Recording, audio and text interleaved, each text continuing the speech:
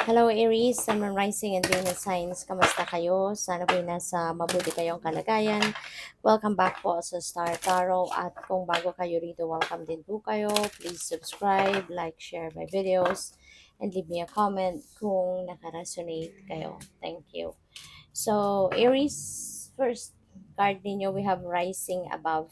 Sabi dito, I see only beauty and grace. Ayan. So, in the next, second half of 2026, meron kayo ritong energy of rising above. No? Wherein talagang aangat ka sa buhay. Aangat ka sa buhay, mapagtatagumpayan mo yung mga problema, mapagtatagumpayan mo yung mga challenges, no, sa buhay mo na maaring uh, na-experience mo, no, in the recent, recent days. Pagtatagumpayan mo 'yan. Yung energies natin dito na lalabas sa reading na 'to, could happen, pupuwedeng mangyari or pupuwedeng nangyari na or pupuwedeng mangyayari pa lang talaga in the next second half of 2026. So kahit aling buwan dyan kasi energies are fluid. So it could happen in July, it could happen in September, it could happen in December. So depende yan sa inyong sitwasyon. But these are the energies that um, maaring sumulpot, during those times sa buhay mo. So yun, meron kang pagtatagumpay. You are going to rise above your situation, at magiging masaya. Dito na magsisimula yung prosper ninyo, pag-asenso ninyo, pag-expand, no?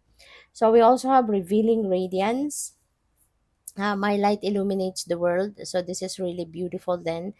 Kasi this could be the time na mailalabas mo din dito kung ano man yung mga talents mo, mailalabas mo yung mga ang tawag dito, spiritual gifts mo, 'di ba? Na maaaring makatulong sa iba. Maaaring makatulong na magliwanag din ang buhay ng iba. Maaaring makatulong ka na makapag-inspire ka, makapag-motivate ka ng maraming tao. Also to be better, to be like you as well. 'Di ba? Na makatulong din sa iba. Nagagawa din kayo ng mga bagay na makaka-touch sa buhay ng iba. No? So what else? We have following your bliss. My soul sings with joy. Ayan. So this is really beautiful na finally you are going to follow your bliss. Gagawin mo na din ngayon kung ano yung mga bagay na makakapagpasaya sa'yo, mga bagay na siyang mag-aano sa'yo, mga bagay na siyang papaligaya din sa iyo.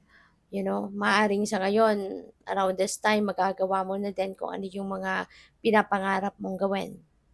'Di ba? Maaring maisa sa katuparan mo na din, no? Kung ano man yung mga bagay na yon.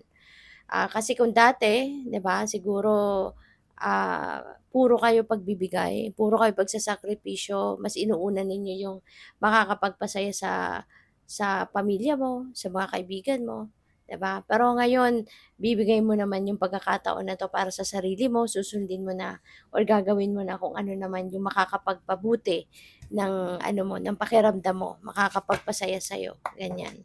So, by the way, maraming salamat, no, for subscribing. And if you haven't subscribed yet, subscribe na kayo. And also, maraming salamat din for not skipping the ads. Malaking bagay yan sa akin. And also, please click the join button sa baba ng video kung gusto niyo na mag-join sa membership. So, broken heart. Ayan. So, maaari, na meron din kayong pinanggagalingang heartache or heartbreak.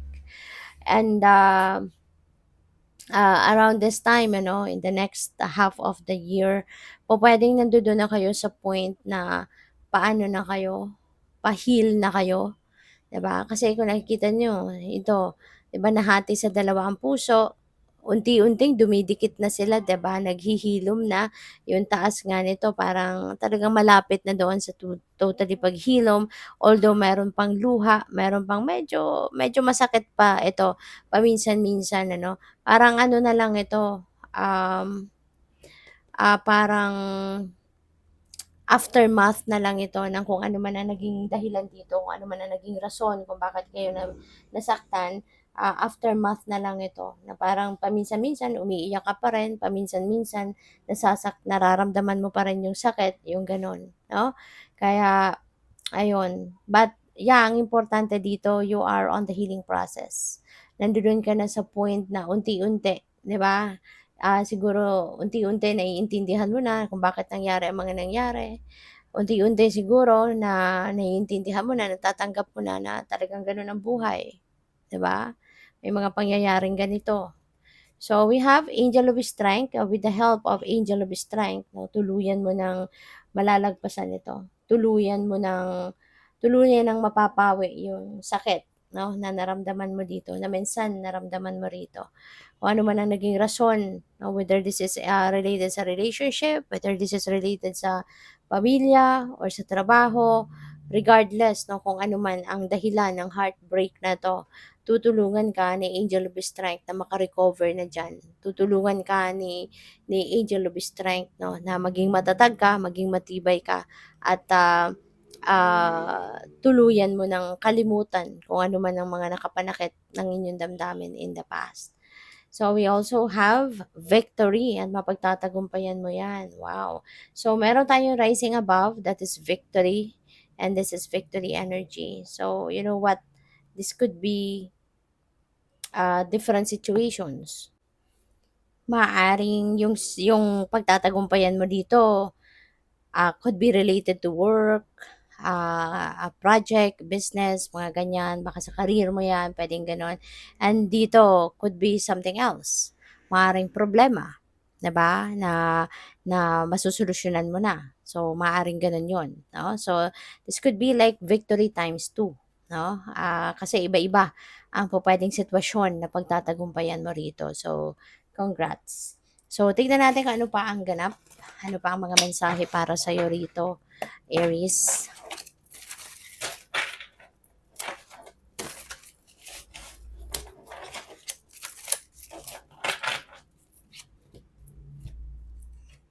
So, we have Hierophant.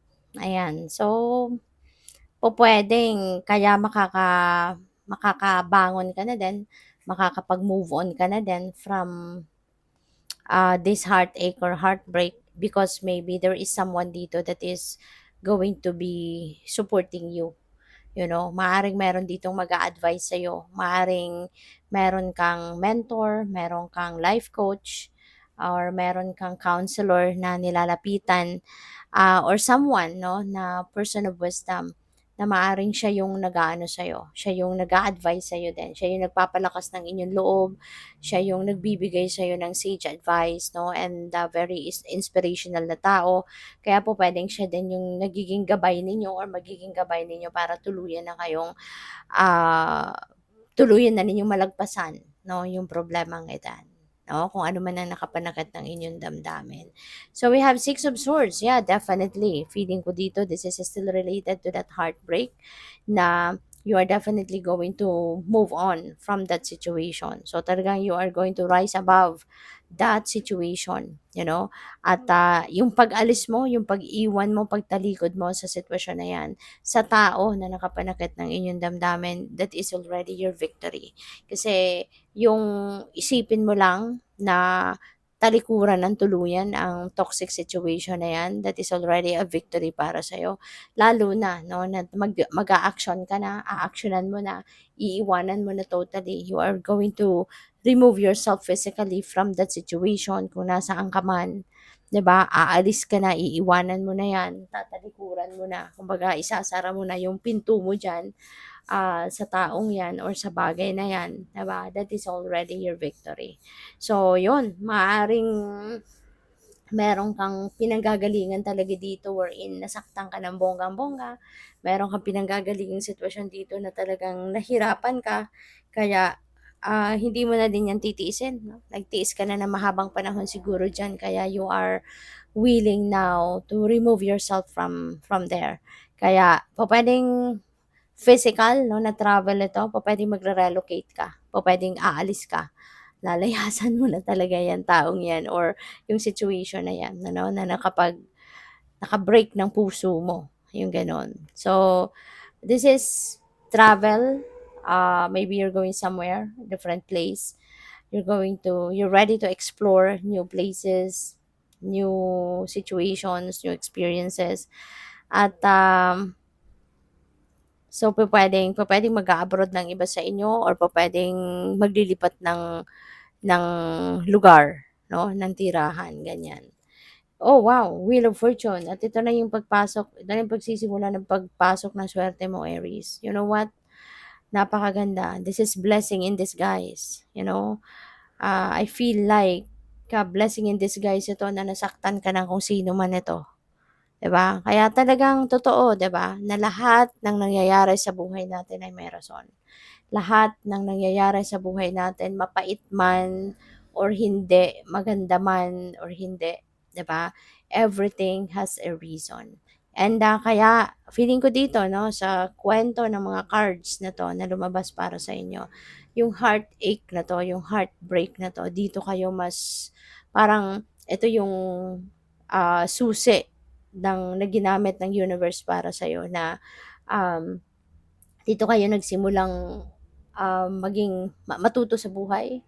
Dito kayo nagkaroon ng maraming lessons. Dito kayo natuto, no, na maging matapang, maging matyaga, and different beautiful characters siguro dito ang na-develop mo sa pangyayaring 'yan.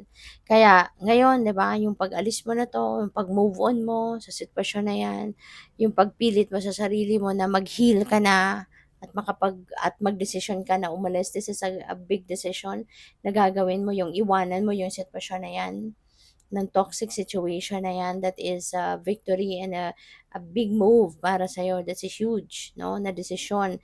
Kaya papunta ka na sa positivity, 'di ba? Sa paglalakas ng loob mo na ito, na magsimula kayo ng bagong buhay, papasok na ang swerte. Dito na papasok yung swerte, magsisimula ng umayos ang buhay mo. Things are going to be fine, things are going to turn into your favor. Sa ngayon, iikot na yung gulong ng palad mo. Okay?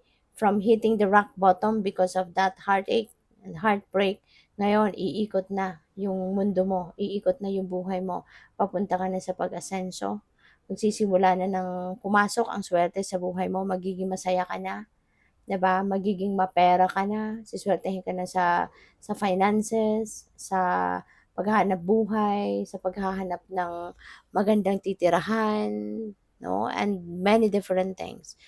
Ito na yung swerte. Babaling na sa iyo yung swerte. From here on, magiging masaya ka na. 'Di ba? So, good for you and good luck. So, tingnan natin kung ano pa ang mga mensahe para sa iyo, Aries.